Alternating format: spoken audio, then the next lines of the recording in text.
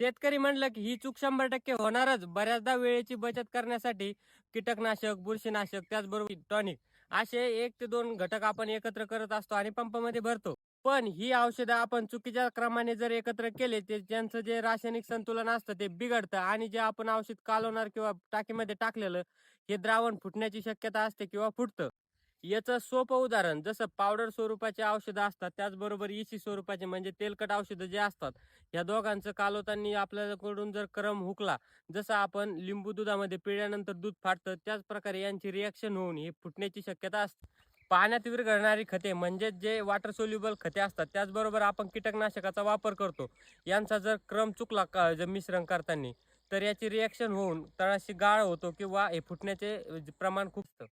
असं मिश्रण झाल्यानंतर जो औषधामधील घटक असतो किंवा कंटेंट असतो, जी औषधातील ताकद असते थोडक्यात, ती नष्ट होते आणि आपण जी फवारणी घेणार आहे, ती कुठल्याही प्रकारे इफेक्टिव्ह नसते. जे रोग आणि कीड असते, या आपल्याला त्याच्यावरती कसलाही परिणाम दिसून येत नाही.